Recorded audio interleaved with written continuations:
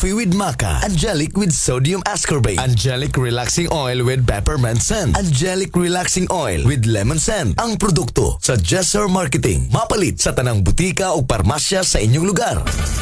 Jesser Marketing. Jesser Marketing. Jesser Marketing. Yes, sir. Tutok pakatok sa udto. Kauban si Mike Kiling ug Lolo Baba. Tutok pakatok sa udto. Gatod ka nato sa Jesser Marketing. Ang tigama og tigapod-apod sa mga produkto sama sa Calabo Plus Herbal Capsule with Mangustin, Calabo Plus Herbal Capsule with Garlic, Calabo Plus Herbal Coffee Original, ug Calabo Plus Gold Herbal Coffee with Maca, Calabo Plus Herbal Oil Liniment, Calabo Plus Herbal Soap, Charisma Beauty Soap, Charisma Kojic Soap, Angelic C with Sodium Ascorbate, Calcium Ascorbate, Vitamin D3 plus Zinc, ug Angelic Roll Relaxing Oil. Tutok pakatok sa udto. Tutok pakatok sa udto alas 12:16 na gyud mga kabisyo, my love so sweet sa kautuhon duyog ta sa pagpaminaw kanato. And now we are live. We are back mga kabisyo, live ta ninyong makita sa tong Facebook page sa Love Radio, sa DJ Mike Kiling Facebook page, and sa Calabo Herbal Product Jesser Marketing Facebook page. Okay, so pabati mo kanato 0917-509-5493.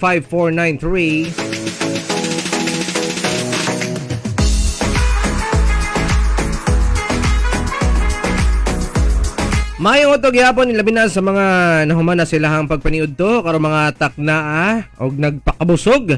Make sure pag human ninyo sa inyong pagpaniud to mga kabisyo, nagtumar mo ni ining Calabo Plus with garlic, with lemongrass, turmeric og calabo leaves ni siya ha. White o green ang color sa capsule ni ini. Makatabang ni mo alibyo sa imong high blood, hypertension, arthritis, rheumatoid, patol, fatigue, dengue fever, ulcer og uban pang balatian, Ipare sa Calabo with mangosteen para optimos ang kombinasyon. Calabo Plus herbal products ang pinakamaayo nga food supplement ora mismo ang epekto. Okay, still kauban gapon pud sab na ako si Lolo Baba. Aniya po siya gapon tanin nyo dali kaduang yugto niya, kaduang oras.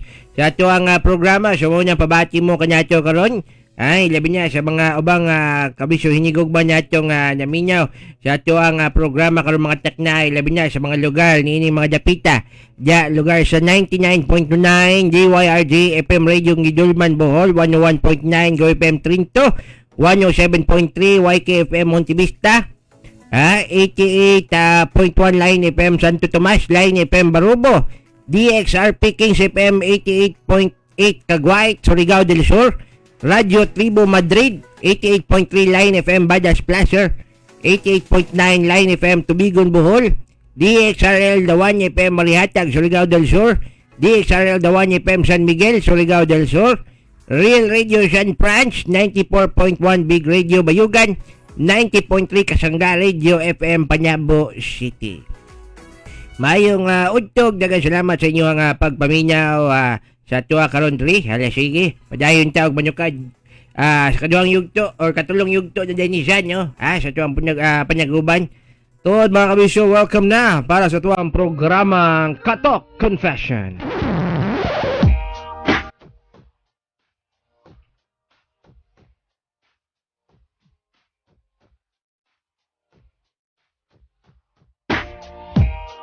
Lain kaagi ang atong atagag pagtagad.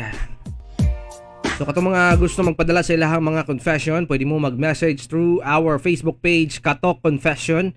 Mga kabisyo, my love so sweet. Bisita lang mo diya, like and follow, pudusab ha.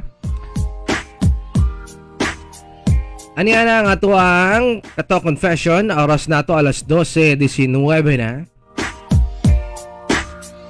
Na may pamagatang multo sa salamin.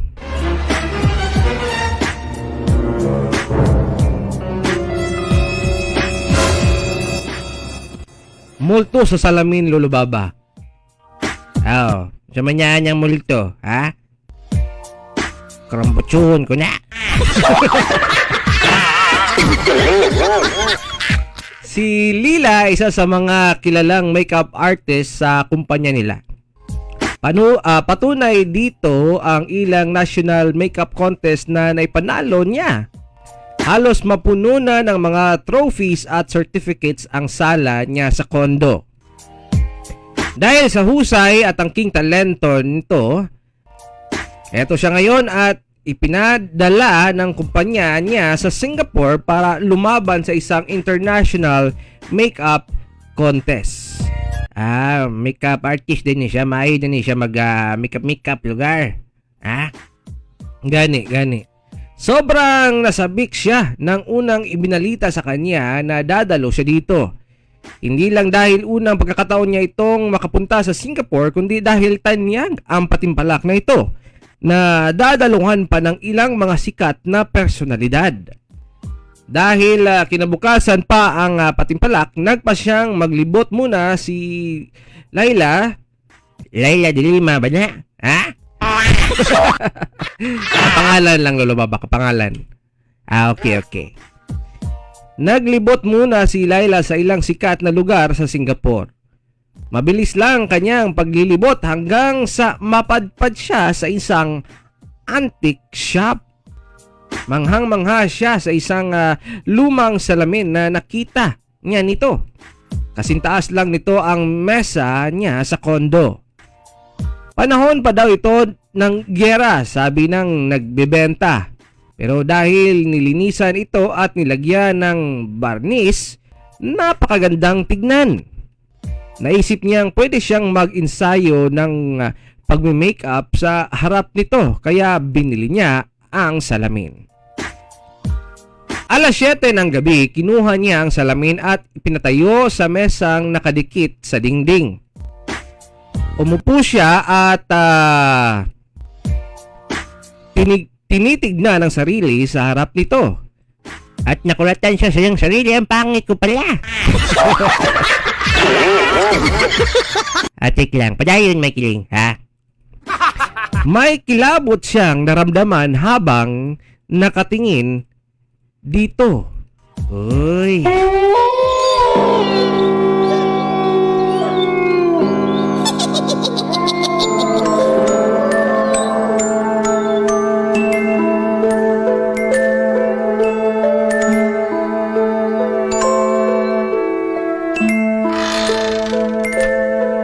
Pero dahil hindi naman siya naniniwala sa multo, nagpatuloy lang siya sa ginagawa niya. Alam na niya ang teknik na gagawin sa patimpalak. Kinabukasan, nagsimula na siya sa kanyang gagawin.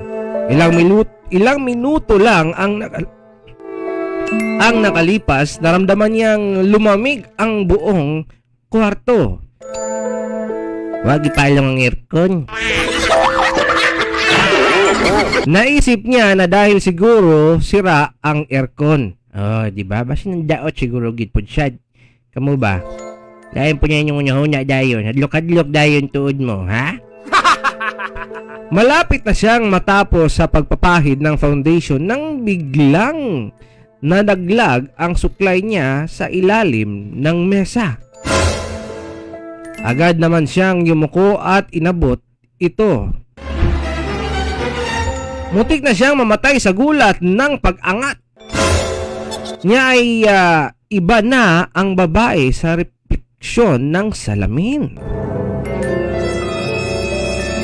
Ay, basing 3D siguro ang salamin niya. Ha? Napasigaw siya sa takot at nanindig lahat ng balahibo. Nanindig lahat ng balahibo niya sa katawan. Maputi ang buong mukha ng babae at maitim ang mga mata na nakatingin sa kanya habang sinusuklay ang mahaba at tuwid na buhok. Ay niya, sobraan sa foundation. Nang umiti ito sa kanya at lumabas ang maraming itim na likido sa bibig nito, nanginig na siya sa takot kaya tumakbo na siya ng mabilis palabas ng kwarto niya. Halos maubusan na siya ng hininga nang makarating sa elevator. Pumasok siya rito Pero umiyak na siya sa sobrang takot ng pagtingin niya sa refleksyon niya sa loob ng elevator. Nakita niya ang multo ng babae. Nakangiti sa kanya habang nagsusuklay.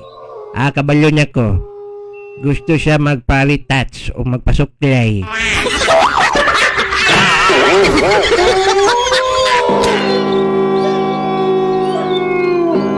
Huwag siya kagit sa gusto sa babae.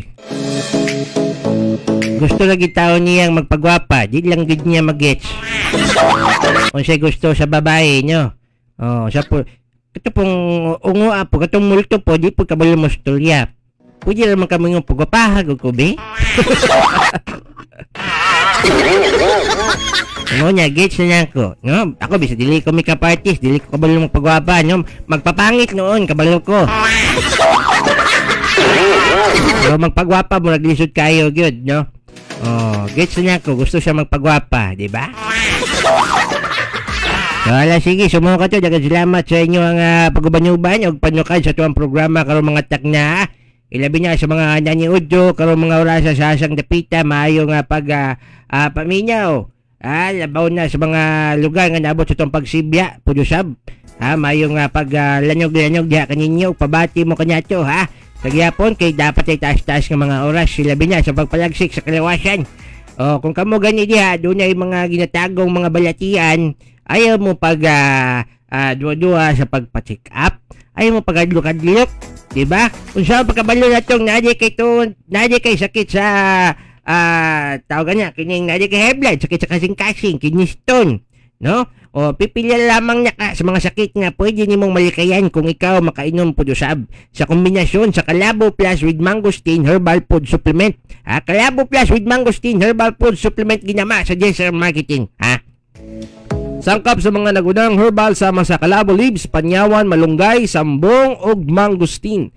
Daganang nagpamatuod nga sila na protektahan og nalibyuhan sa numero 1 food supplement sa market, ang Calabo Plus with Mangosteen Herbal Food Supplement. Uban sa Calabo Plus Herbal Liniment Oil, ang pinakamaayo ora mismo ginama sa Jesser Marketing. Alang sa dugang impormasyon, tawag lang sa numero 09309-736009.